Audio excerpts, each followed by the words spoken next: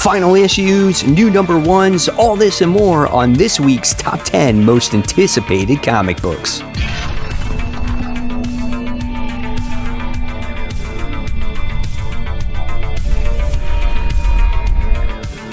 Hey, all my webheads out there, welcome back to Comic Book Corner 2.0, and fans, I am your host, Mike Spider Slayer, getting ready to bring you the top 10 most anticipated comic books. This is for November 18th, 2020. That's right, fans, it's never too early to start that pull list for next week, and hopefully this list helps you make decisions on what comic books to buy. Now, guys, before we get started, if you want to go onto my home screen, just go there, hit that join button, and just like that, you guys become a member of Comic Book Corner 2.0. It helps support the channel. A big thank you. And I appreciate each and every one of you of taking the time of watching my channel, giving me a like and a subscribe, and that bell for notifications. So thank you, guys. Let's get started this week with the hot seat. That's right, everybody. Now, this week's hot seat is a little bit different because there are books that are actually ending here, and I felt that these books needed to be noted. So the first one that's going to be ending that I'm definitely disappointed about goes to Teen Titans. This is issue 47. That's right, guys, the final issue of this series that consisted of the Flash, or Kid Flash. We got Emiko, we have Crush, who is acting as team leader now, and Roundhouse. No more Damian. He has left the team. He's gone rogue, whatever it is that he's doing these days. I'm sad to see this series go. I've mentioned it many times. It has great character development. This team has come along together in many ways. I've enjoyed reading it. I will miss these characters. Hopefully, we will see these characters again in the future, or they'll re-release them in another Teen Titan book. I don't know, but it will be missed. Interested to see how this one ends. This one is 32 pages, and it's $4.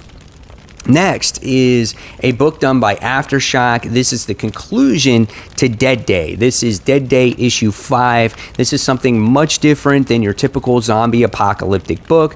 We've been following a family here who's been going through this situation where the dead has risen, but basically they go back to people that they once loved or felt connected to.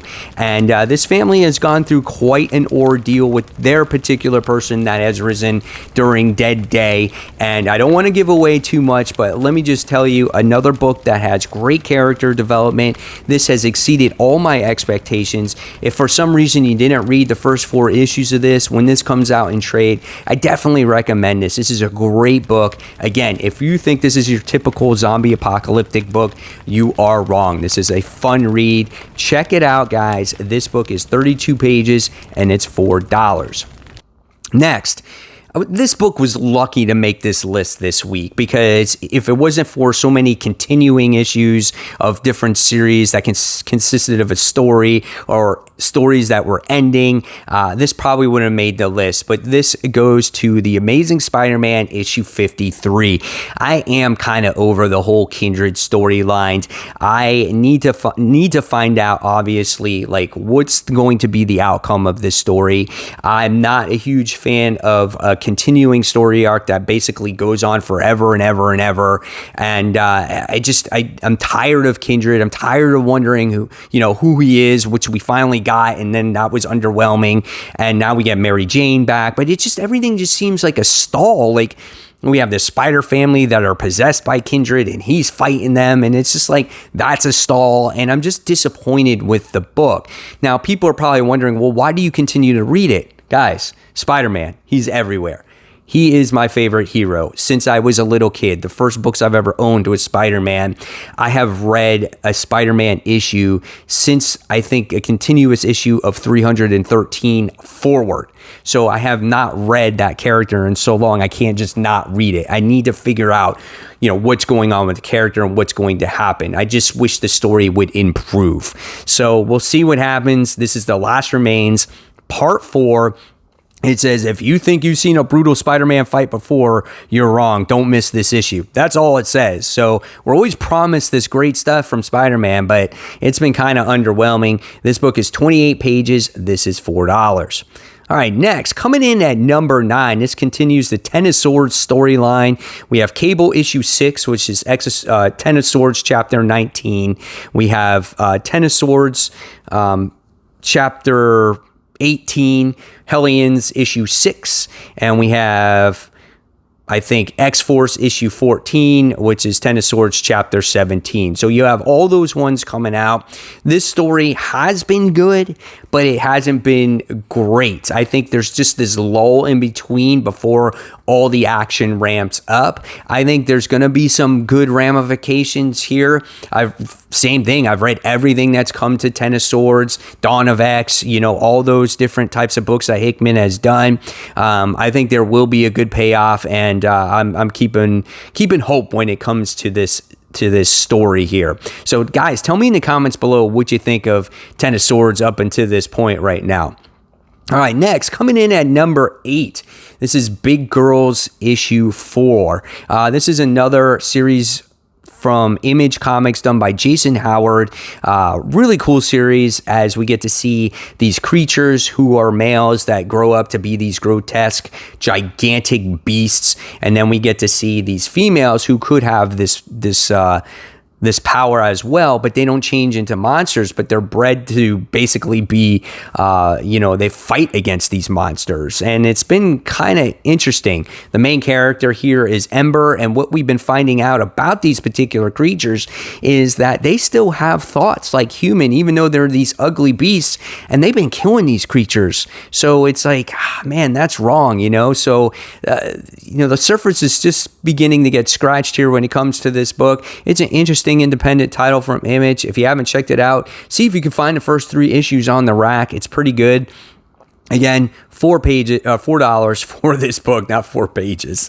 All right, next, coming in at number 7, this week we have Spider-Woman. This is issue 6. It's been a really good story with Jessica Drew finding out like where she's come from, who her mother is, who her brother is, who her niece is. She's been in this crazy battle, and it's been interesting. So she's trying to find out more about herself, how she can cure herself, because, she's ultimately dying, and she has to go into space and go to the High Evolutionary to deal with this. The artwork has been phenomenal in this book as well, and she's teaming up with Captain Marvel, who's like her best friend here. So this has been a great book. Definitely under the radar, I think, for a lot of people. And for me, I didn't expect it to be as good as it was. This one is 28 pages. This book is also $4. Next, coming in at number 6, we have Batman. This is issue 103. So things are starting to heat up again in Batman. Past couple issues have been kind of slow, but now things are starting to amp up again when it comes to the Ghost Maker, right? We wind up seeing that the Ghost Maker is a rival of Bruce Wayne based off of the latest issue with 102, and now they're fighting again against each other for Gotham City, and Ghostmaker is kind of an interesting looking character. He's all white and Batman's all dark, so they're like these opposites of each other in a way. And here it just says Ghostmaker versus Clown Hunter for the soul of the city. So we'll see what happens here. I like both of these characters. I need to know more about each of them to see how much I will like them. Kind of like Punchline, we kind of been presented by them. Their designs sound cool, the way they are sound cool, but again, who they are as characters for the long term, if they will stick around, is still yet to be determined. But Batman's always been pretty good. This one's 32 pages, $4. All right, next, another book. Speaking of Tiny and the Fourth, this one is coming in at number 5. Guys, you got to pick up Something is Killing the Children. This book has been so good. It's probably one of the independents of the year. And this has to deal, obviously, with Erica Slaughter dealing with these creatures that only she and children can see, and adults can't see them. But really, things have been hitting the fan here when it comes to this book. And, there's a lot of dead bodies lying around. Parents got to, find their dead kids. It's just such a horrific type of book. And now we get to see Erica Slaughter's peers come into the town, and it looks like they're taking matters in their own hands. So we'll see what happens with this one too. 32 pages, $4, great read. Don't pass it up. If you haven't read it, pick up the trades, guys. All right, next, coming in at number 4. This one goes to King in Black, Symbiote Spider-Man issue 1. So King in Black is right around the corner. This is kind of like a prelude story. Symbiote Spider-Man has been not around for about a month or two at this point, but every time this series has come out, it's definitely delivered. Greg Land does the artwork. Peter David does the story. Really great stuff. So Noel, King in Black, he has his set sights on Earth, but as avid Marvelettes already know, his hand has been at work at the edge of the Marvel Universe for years. So obviously, this takes place a while back, so it looks like we're going to see Noel maybe in the past a little bit, right? So we'll see what happens. I think this is going to be really good. It hasn't disappointed yet. 36 pages, guys. $5 book. All right, next, coming in at number 3, another Image book. Really great book. This is Stillwater issue 3, done by Chip Zdarsky. This is another book that you guys need to pick up if you haven't been reading yet. It's about this town where you go to it. You don't age, you don't get sick, you don't die. If you get killed, you kind of have that Wolverine or Deadpool effect. You come back alive again. And we wind up getting the outcome of who our main character is. He was once from this place. He got sent out to the main world. Now he's come back, and we had to make a decision if he was going to stay or to go.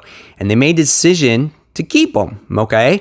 But something happens to his mom in this latest issue, and it was kind of like a punishment. And you're like, oh my God, that is brutal, especially in a place where you can't die, right? So really interesting story here. Chip Zdarsky is doing such great things over on Daredevil, and now this book as well. Awesome stuff. Check this one out. $4, 32 pages. All right, next, coming in at number 2. This one goes to the Immortal Hulk. This is issue 40. So let me just tell you, the last issue, issue 39, I don't want to really spoil it, but it was so tremendously good, and it was so horrific. And the leader, they made him into this character that you have to be afraid of him, that he is such a threat. It's insane. And this mindscape of the Hulks is crazy when you get to see all the different personalities of the Hulks, and what happened to one of the latest Hulks is insane. I mean, this book has been so good, and what's going to happen with the leader and some of the other personalities with the Hulk is still yet to be determined. This series will end at issue 50 in October of 2021. Read it, guys. You definitely don't want to miss it. Awesome artwork as well. All right, so with that being said, what's number 1 this week? Well, it has to go to Venom, like it does all the time, because I love this series, and I'm a huge Donny Cates fan. I'm a huge Venom fan, and this story arc has been phenomenal. This is Venom Beyond finale, Venom issue 30. This is it, okay? We got a lot of things in this story arc, okay? So spoilers, just to let you guys know if you haven't read the story arc yet. We found out in this world, in Venom Beyond, that Codex is Dylan Brock, right? We found out who Virus was, which is Mac Gargan, which, okay, that's not a big deal, but we found out who he is, and he can walk again, and, oh yeah, he has his own symbiote. We also found out that Agent Venom in this world is actually the wife of Eddie Brock as well, and it's just amazing. And we found out how his wife wound up having Dylan in this world as well, and how he became Codex. So a lot of great stuff has happened in this story arc. Now, being that it is in another world, how much of it is going to carry forward in the main Marvel universe is still yet to be determined. But if Dylan is something in this other world, then he is definitely something else in the main world as well, as we have already kind of figured that out. We just don't know who he exactly is. So a lot of people are speculating that he's Null's son. So could that be? I don't know. We'll see. But overall, great story arc. It's been a lot of fun to read. And after this, we're starting the whole King in Black story. So enjoy this one and get ready for King in Black. So guys, there you have it. There are my top 10 most anticipated comics of the week. Again, hopefully this helped you make decisions on what comics to buy. Put your list in the comment below on what you're most anticipating. And fans, if you like my content, please consider subscribing. Give me a thumbs up. Hit that bell for notifications. And here's some more content for you right here. And until next time, this is Mike Spider Slayer signing off. I'll see you guys real soon. Take care, everyone. Bye.